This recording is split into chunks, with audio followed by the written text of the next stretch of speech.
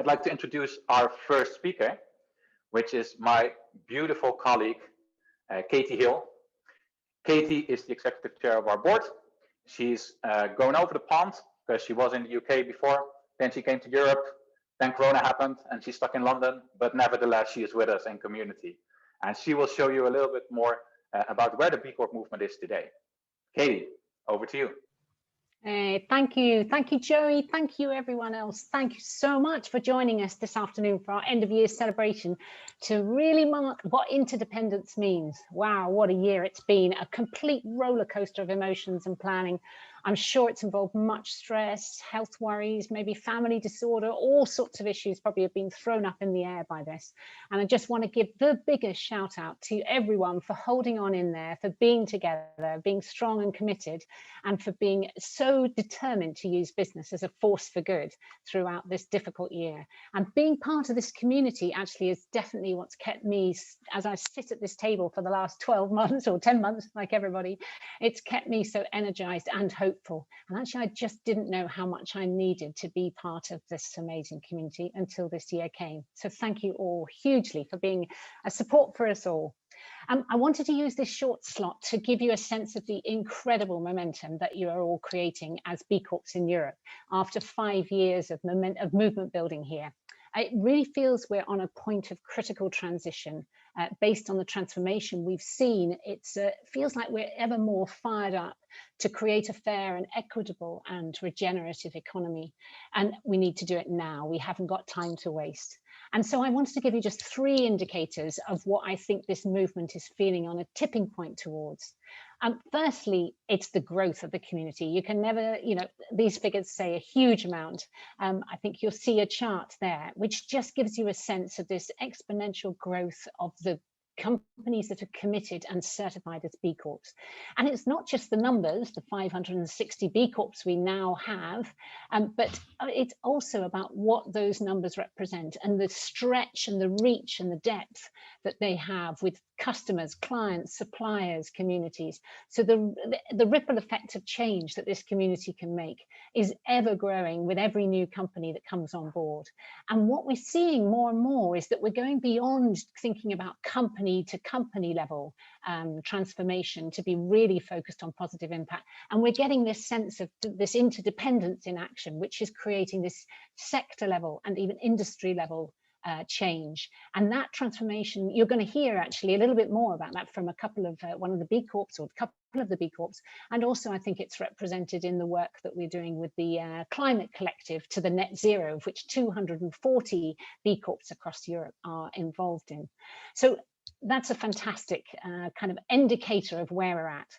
And the second moment I think we want to talk about is this feeling that the B Corp movement in its narrative, in its public narrative, has really gone from being on the margins of the discussion about capitalism and how we need to reset it to being right in the middle of the debate. And what you see on your screen here is just a small selection of articles which are referring directly to B Corp's place in redefining capitalism. I think I don't know if you would agree, but I don't think there are many people left who are really questioning why we need to change our system. There may be some, but not so many.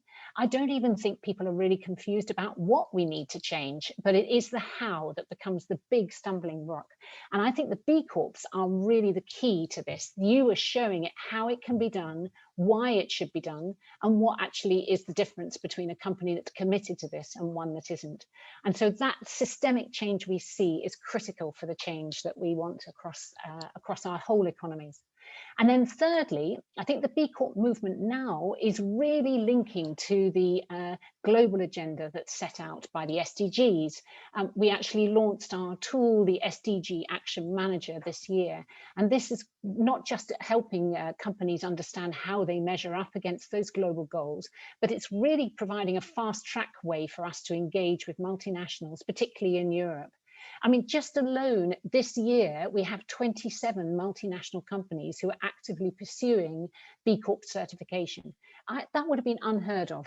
18 months ago, we could not have dreamt of such a take-up.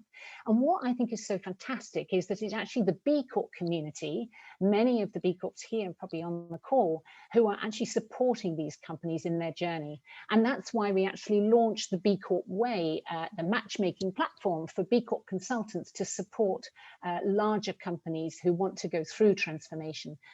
Agiyat, maybe you can just move the slide on one. That's it. This is the B Corp Way platform, which is building as we go and encouraging more and more companies to find the support they need to get really focused on their impact. So these are the three things I think we can really see are absolutely fundamental. And there are many others, but I just wanted to pick out these three agendas. And what the effect of that is, you now will see across the whole continent is this amazing growing B Corp community.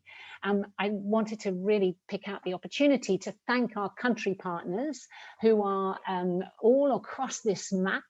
You see, we have 9 country partners represented. We would love to be in all the countries of Europe, but so far we're not able to be so. But we welcome B Corps all across the continent.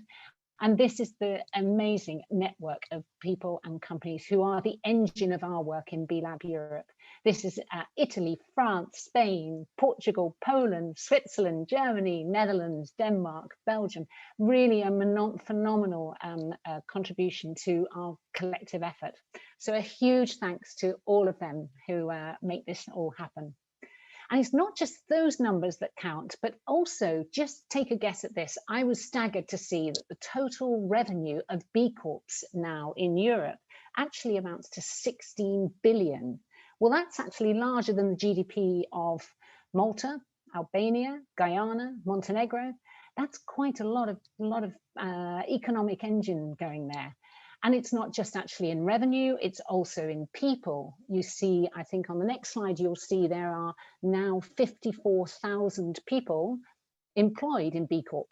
Well, my local football stadium, which is probably Chelsea, if that's of interest to anyone, is actually only able to hold 40,000. So it's a stadium and a half of people who are actually employed in B Corps. That's a pretty phenomenal amount of reach and stretch that they have to drive change. So I think all of those indicators are really showing what we are really able to do. Let's be really clear, we are serious players in the economy of Europe. We do not have to behave as rule takers. We can help define the rules and be rule makers in partnership with others. Of course, this is not a solo sport with an arrogant attitude. This is about creating a real community with others who want to redefine capitalism. And if we then look at just how our community is actually showing up and the commitment they're making to impact, it's really amazing to see.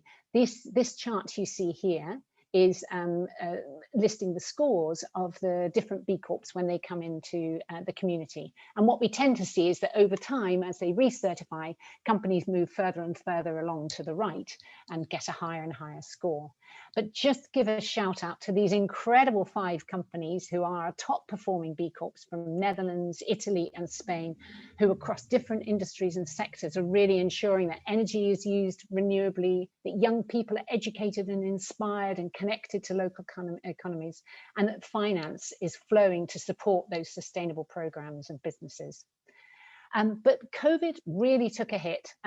We thought it would make a massive difference to how we would have to see the growth of the community slide away. But actually, when we took a survey in July, we were really staggered to see how resilient the B Corps were in coping in the middle of the year with the downturn in the economy that they were facing.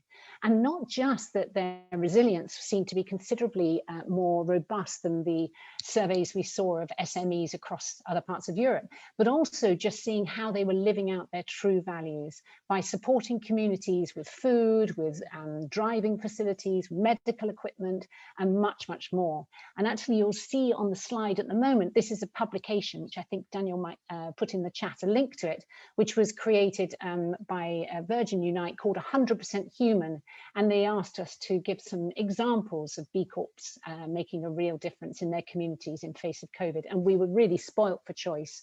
So really a big shout out to all of those companies who helped.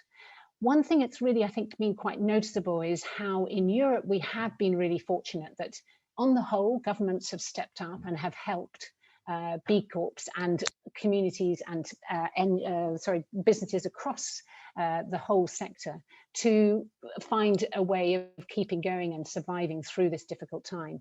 And actually we saw in Denmark and France and Germany, they use that governmental support to really try and drive change in behaviour. Not all governments did it as sensibly, but it is a real call out to what you can do in a crisis to actually change behaviour.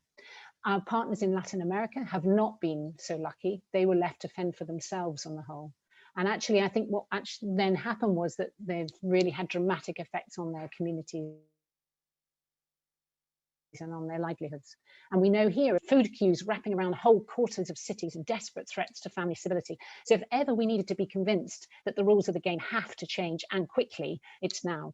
And there are just two key ways that I would love to engage you as the B Corp community in Europe to help us, a call to really help us make the most of this tipping point moment and engage in exactly that, changing the rules of the game. The first one is through actually the ambitions of the European Commission. That's 27 member states with this ambitious Green Deal to make the continent of Europe climate neutral by 2050. The only way they will succeed in doing that is if corporate behavior changes. And they realize this, and they're actually putting out a consultation to really ask for support in redefining the corporate governance rules that should operate across member states. So this is exactly what we wanted to see, and we have to contribute to this with the power of the B Corp community, providing the ammunition and the commitment and the inspiration to support something that looks like a minimum level of behavior along the lines of a B Corp behavior for all companies to abide by and to report on. And actually, you're going to hear later in our session this afternoon from Professor Alemano, who is actually helping us put together a really comprehensive argument for this. So this is a big call to action for you to help us really build a compelling case, because what an opportunity to hit 27 countries with one fell swoop would be amazing.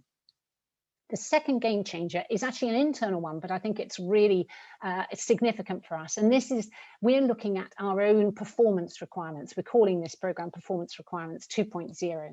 And this is going to explore the few essential behaviors for any business that is truly creating a fairer capitalism to embody. And we feel that the moment has to be now. We've been using the B impact assessment for so long, and this is a wonderful tool, but we might now need to define specific areas that are really key for all companies to absorb, to take on board. And so along with all the B Corps who have such a clear first-hand experience of this, and numerous partners and collaborators and critical friends, we want to ensure we can lift our performance of all businesses so that collectively we can create that fair, inclusive and regenerative economy. And again, you're going to hear from Susmita in our standards development team later about why this is so exciting for her. So instead of thinking about moonshots, I think let's just think about repairing our Earth, the Earth shots, so that together we can absolutely reform the rules of the game around the work for everyone. And I think after 2020, I think we can all dream deeper, not just bigger, but deeper on the future we want to create. And it's only our man-made economy that we are looking to change in the first place. So please join us as part of the global community to help us bring those game changers to life. We're part of this global community of 3,600 B Corps all across the world, driving the change for a better world. And I can't thank you enough for being on this journey together with you. It's wonderful to connect with you at this moment on that exciting plan. I think we have a globe to spin at the end to show you, and then I'm going to hand back to Joey. But thank you all.